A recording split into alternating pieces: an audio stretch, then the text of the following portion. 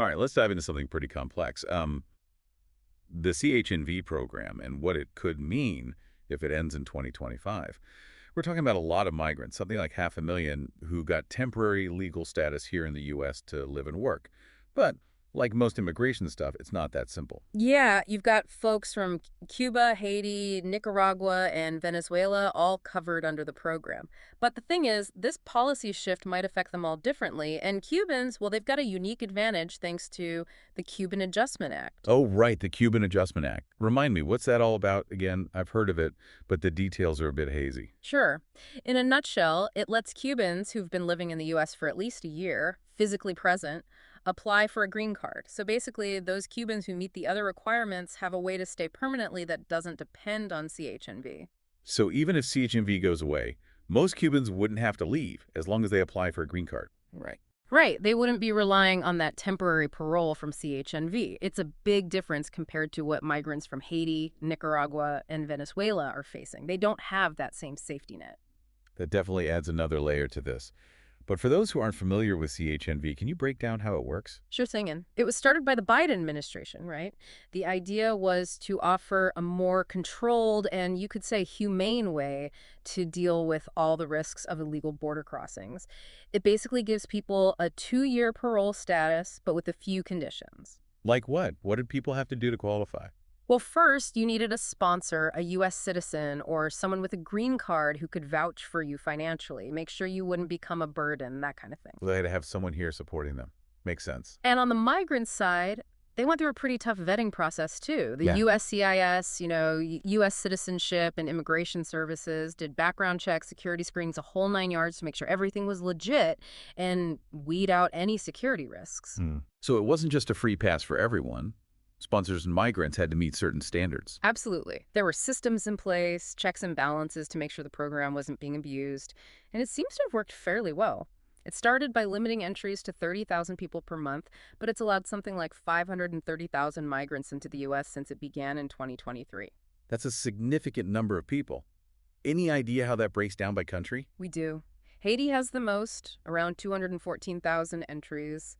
Then you've got Venezuela with roughly 117,000. Cuba's next at about 111,000, and Nicaragua has the fewest with about 96,000. Okay, so now let's talk about Trump's plan to end CHNV in 2025.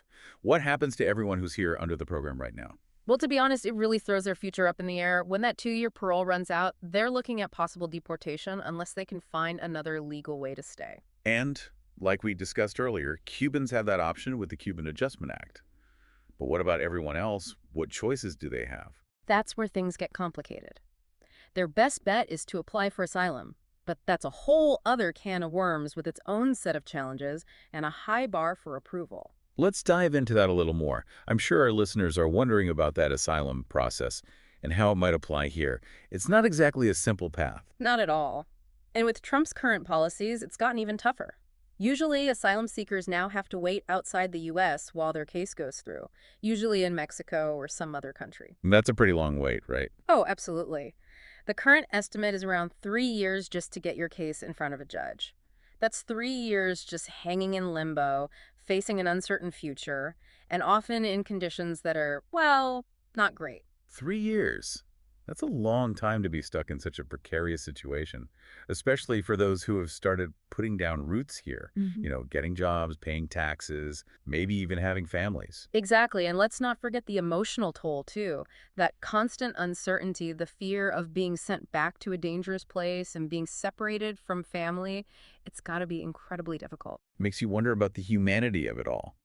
These are people who followed the rules, came here legally, contributed, and now they have to jump through all these hoops just to stay. Right, and you can't ignore the economic impact on the U.S. either. We were just talking about how much industries like agriculture, construction, and hospitality depend on immigrant labor.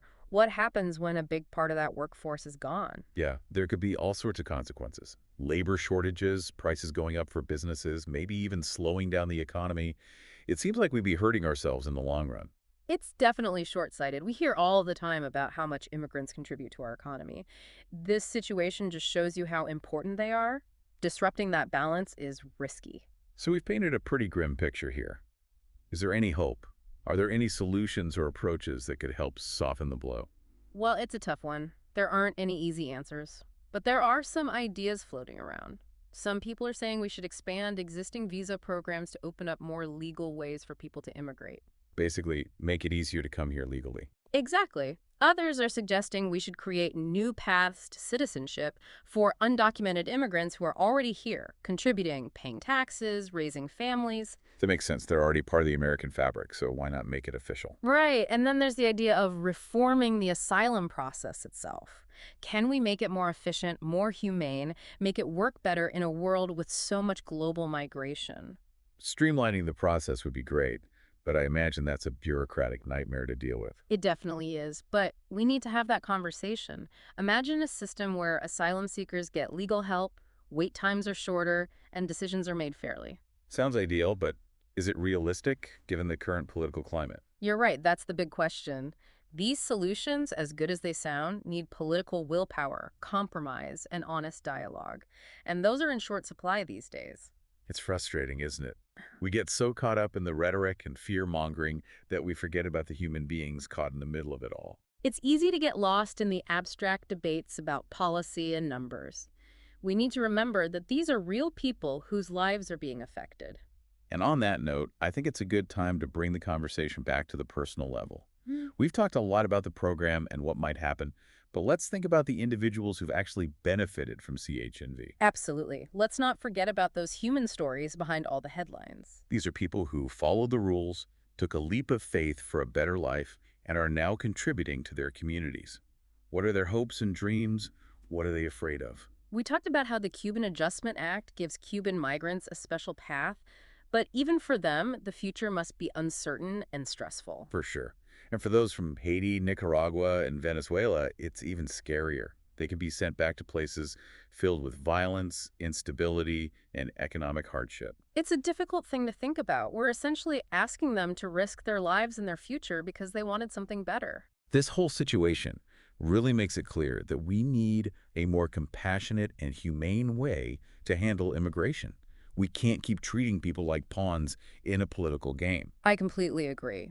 We need to see people as individuals, recognize their dignity and their right to seek safety and a good life for themselves and their families. Well said.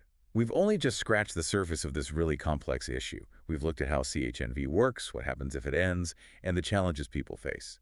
But like with all our deep dives, we want to leave you with something to think about, some questions to ponder as you learn more about this topic. What happens to those depending on CHNV? Will we see compassion and fairness, or will American immigration policy become even more exclusive? We have to remember, ending CHNV doesn't just make these people disappear. It pushes them into these, tougher situations, riskier situations. We're basically pushing people away from a system that, while it may be not perfect, at least gave some structure, some security. It's kind of like saying, hey, you did everything right, came in legally, but surprise, we're changing the rules now. And then the alternative is that super complicated asylum process we talked about. Yeah, and that process, like we said, is not easy at all. It's a long road, a tough road, especially for people running from situations that don't really fit the definition of, persecution, which is what you need for asylum. You mentioned before that the wait time for a hearing is like 3 years? That's just wild to me. Can you kind of walk us through what that wait actually looks like for someone stuck in the system? Try to imagine this. You've left everything behind, made this incredibly hard trip, followed all the rules, started building a life, and boom, you're told you might have to pack up and wait in another country for years with no guarantee that things will work out. It's like hitting pause on your life, but with this massive dose of anxiety and uncertainty. And then you got the practical stuff too, right? Finding a job, a place to live, healthcare, all while trying to navigate a foreign legal system. Exactly. And don't forget the mental and emotional toll. That constant limbo, being away from your family, worrying about being sent back to a dangerous place. It's got to be a recipe for, despair. It really makes you think, about the human side of it all. These are people who came here the right way, are contributing, and now they're facing all this just to stay. And we can't just ignore what it could do to the U.S. economy either. We just talked about how important immigrant labor is, right? Especially in agriculture, construction, hospitality. What happens when a chunk of that workforce just vanishes? Yeah, you're talking about potential ripple effects everywhere. Labor shortages, businesses having to raise prices, maybe even slower economic growth.